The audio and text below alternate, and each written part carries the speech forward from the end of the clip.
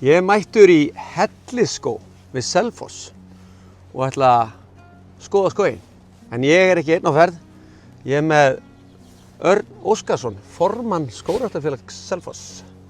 Þú ætlar aðeins að sýna mér þennan fallega skóg.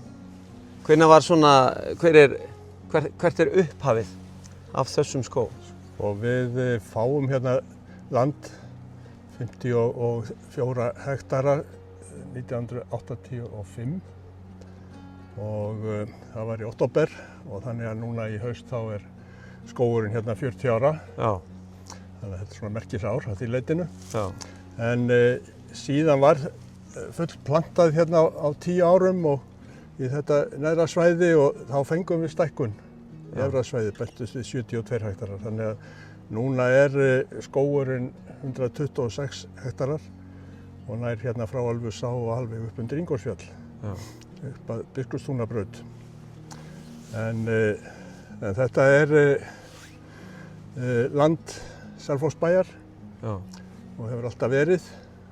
Var bújörð hérna alveg fram yfir 1950 og hét Hellir og skógurinn er kenndur við þetta Hellisland og kallaður Hellisskógur.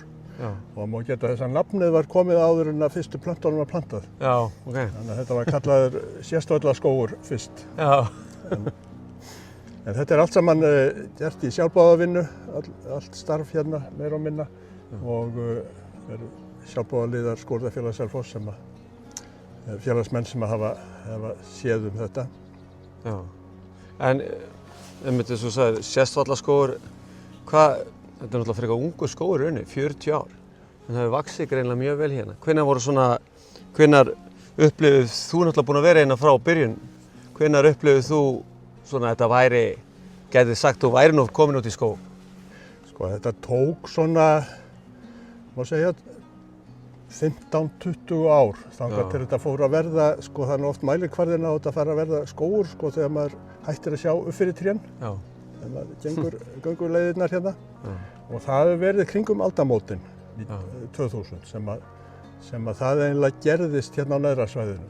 Já. Og svo er það að gerast núna á svæðinu upp við Ingólfsfjall, það sem var farið að planta 1996. Já.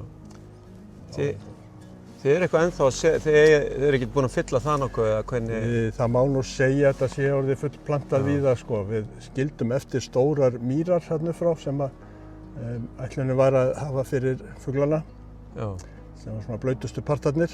En það er reyndar alltaf fyllast af birki. Birkið sáu sig út í þetta og þetta verður birkiskógur í framtíðinni. En það aðalega erum við bara bætt inn í, alls kyns tegundum. Fínni tegundum sem ekki kannski eru beint frumherjar í skógrækt. Já, það er náttúrulega skemmtilegt til að auka fjölbreytileika. Já. En náttúrulega, eins og þú segir, það vex mjög vel hérna, mín upplifun náttúrulega og örugglega fleiri. Svæði hérna, þetta var náttúrulega mikið mýri eða hvað?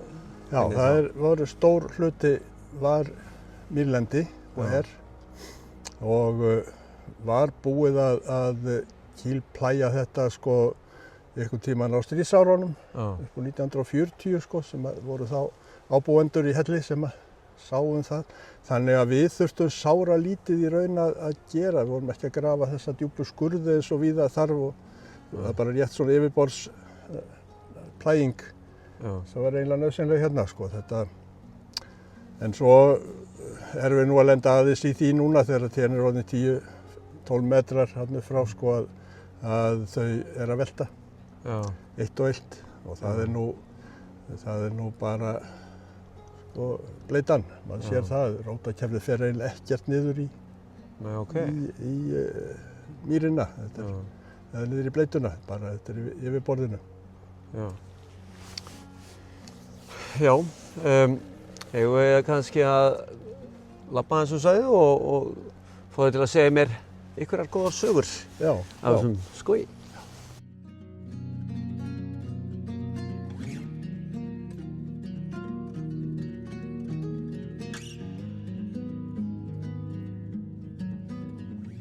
Þá erum við konir hérna í trjásafn og það er svolítið á þessu svæði ekki hérna, svolítið þetta. Já, það er hérna stórt trjásafn hérna rétt við aðal bílastæðið, aðal innganginn.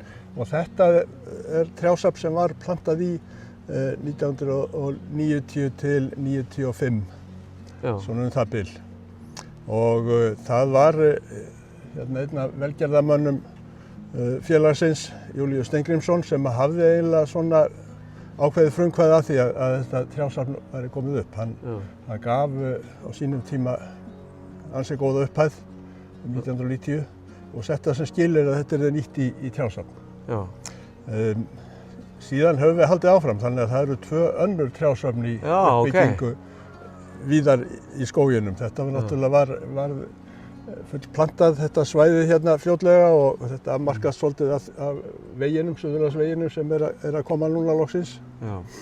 En Júlíus hann gerði meira svo þegar hann lést upp úr aldamótum síðustu að þá afleiddi hann félagið að öllum sínum eignum. Þannig að við höfum ekki þurft að kvarta yfir auraleysi.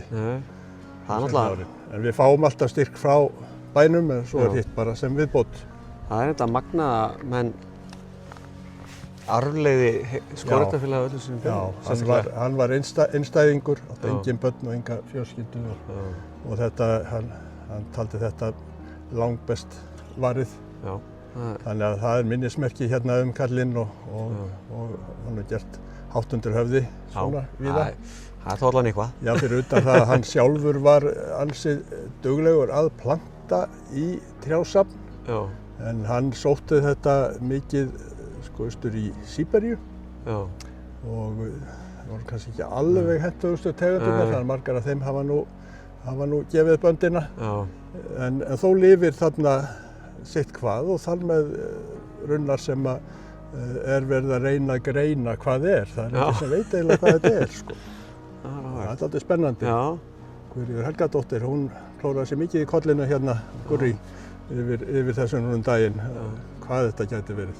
Og vex þetta ágætlega? Það vex vel, það sem hefur lifað. Það vex vel, það vantar ekki. En veistu eitthvað hvað eru margar tegundir í þessu trjásafni? Í heildina í Hellisskógi hefur verið plantað sennilega hátt í 9–10 tegundum. Og langflestar þeirra í þessum trjásafnum.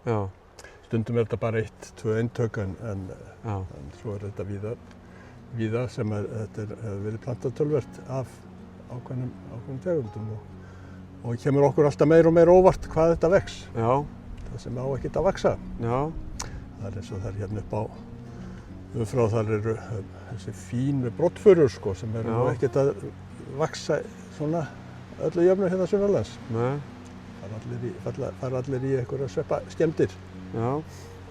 Hvaða tegundir eru þið búin að vera að setja helst hérna í þetta svæði? Við plantað langmesta birki. Þetta var frá upphafi hugsað sem útivistarskógur og lauftré fara langbest í svona en við höfum alltaf plantað mjög mikið í bland. Þannig að það er ekki svona einsleitt nema bara á smá svæðum og síðan er reynt að hafa þetta sem mest blandað. Og það gefur ákveðið útivistargildi að hafa þetta alltaf stöðugt, bara litla reyningar og svo kemur eitthvað nýtt þegar fólk gengur þetta. Það gerir þetta svolítið skemmtilega, svona fjölbreytileiki. Já, og við höfum gert mjög mikið af því núna seinni árin að planta inn í birkið. Nú það orðið það hátt að það gefur gott skjól og eru þá að nota það sem fósturplöntu fyrir ýmislegt annað sem að þolir illa kannski rokið. Þið hafið svolítið verið í því núna ekki að pota inn svona... Já, það hafi verið svona mjög miklu plantað reynivið alltaf á hverju ári orðið og tekið alltaf á haustinn ein vinnustund í það að planta reyniviðum og þeir vaxa mjög vel þegar það eru konar hentugar aðstæður og þetta eru þá margar ólíkar tegundir af reyniviða sem við erum að planta. Kannski 10–15 tegundir. Þið eru ekkert að halda neitt bara í íslenska reynin? Nei, hann er ekkert að standa sig sérstaklega. Hann vill dálítið fara í það að verða sveppasmittaður. Hann er ekki alveg að gera sig alltaf. En það er aftur á móti margar þessar suður-asísku tegundir þola miklu betur þessa bleitu tíð og raka. og eins úr Ölpunum. Það er nú eitt hérna bara fyrir aftan því sem enda bara sjálfsáð, sko, Alpareynirinn. Hann sést hérna allan skó sjálfsáður og sko það sem og svo bara venjulegur reyniviður hérna, sko. Þessi líka sjálfsáður. Þetta og þessi ágætur, hann stendur á þurrum stað. Ef þeir standa mikið í bleitu þessi íslensku, þá þeir ekki góðir. Skógurinn farin að sá sér mikið sjálfur eða? Já, það mjög mikið sáning í birki.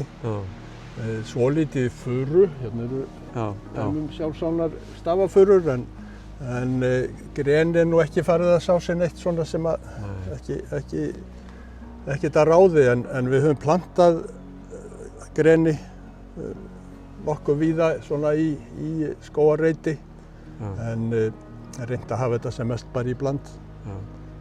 Stafafuran ágætt það sem þurrt, hún hentar illa út á mýrinni.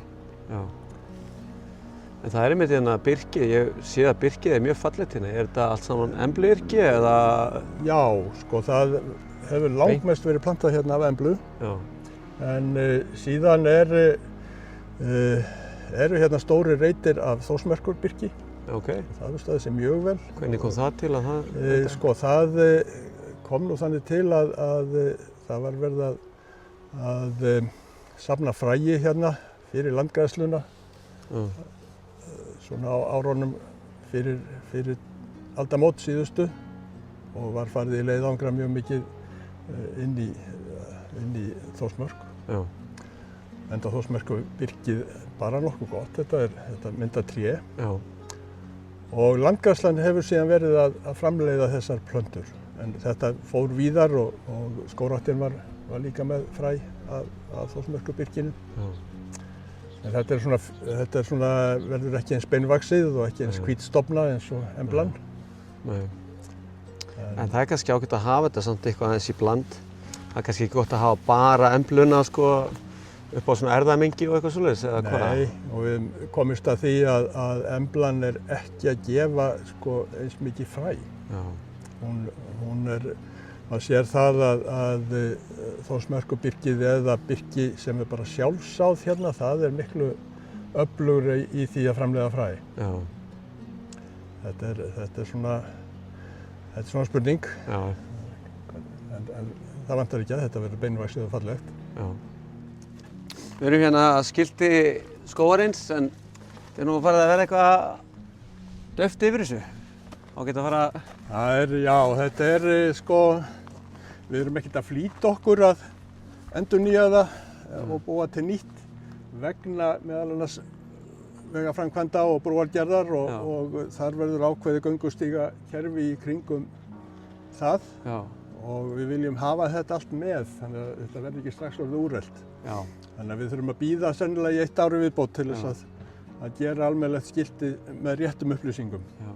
En það er einmitt gert ráð fyrir að nýja brúin komi hérna bara, ekki aðeins lengra hérna til hér? Jú, það bara hérna, það verður bara 200 metrar hérðan sko. En þið, mun það ekkert raska skóginum neitt sérstaklega? Nei, við höfum gert ráð fyrir þessu alla tíð og það var strax 1995 þegar við fengum þetta land, þá var okkur tilkynnt að verðum að skilja eftir 100 metra breiða rönd í gegnum skóginn vegna þess að vegurinn væri alveg að koma. Það átti að koma þá eftir 2 árum. En síðan hefur þetta verið alveg að koma alla tíð síðan. Og þó að þetta sé núna allt á fullu hérna, þá hefur við ekkert alveg sko vissir ennþá að þetta komi. En það er búið að leggja veginn hérna bak við okkur og það er búið að gera bráðabirgðabrú hérna úti, var reist í gær. Bráðabirgðabrú hérna úti í Eyju sko. Þannig að það er verið á að fara að vinna í stóra stöflinum. En formaðurinn ekkert stressaður yfir þetta köttisvæði í tvennt eða eitthvað svoleiðis? Nei, þetta verður ágætis aðgengi hérna allavega undir brúna og svo fáum við undirgöng og vegakerfið þarna ofar líka. Og jafnvel gönguhólk hérna rétt fyrir ofan. Þannig að það stefnir í það allavega. Þannig að það verður kannski bara góð auglýsing fyrir skóginn? Já. Allir keyra í gegn, ég verður að skoða þetta betur. Við höfum einmitt verið að spekulera í því hvernig við eigum að skreyta svæðið meðfram Já, til að hafa þetta sem flottast sko. já. Þetta hérna blómstrandi runna og reyniviði og eitthvað flott þannig Já, áfram. eitthvað sem eitthvað fallegt fyrir augun. Já.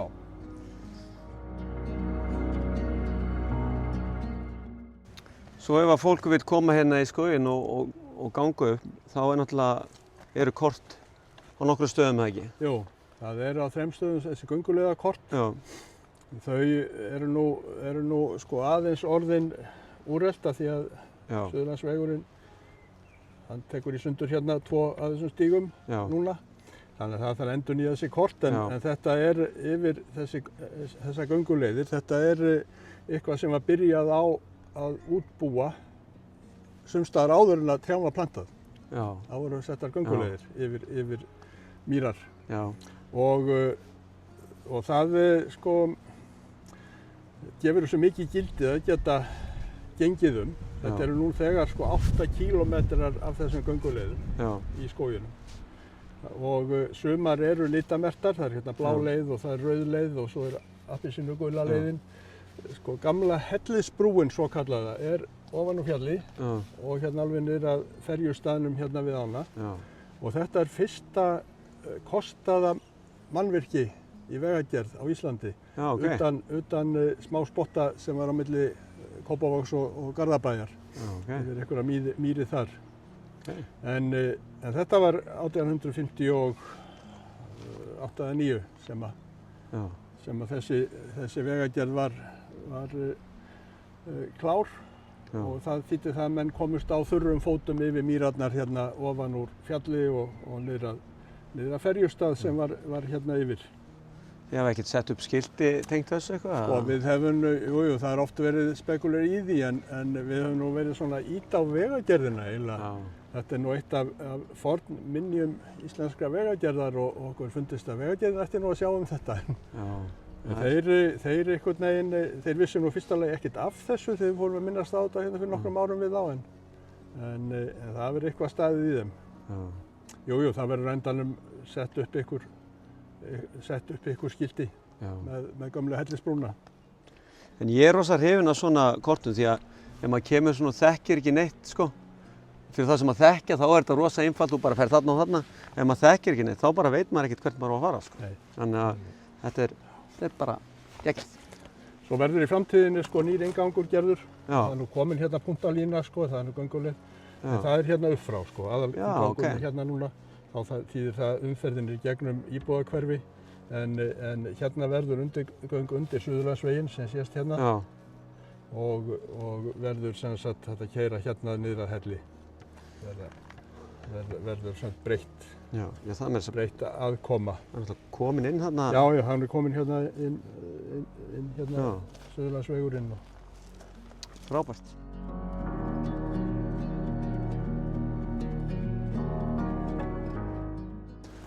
Svo erum við hérna með einhver tæki. Þetta er líkamsræktartæki? Já, þetta er náttúrulega sko,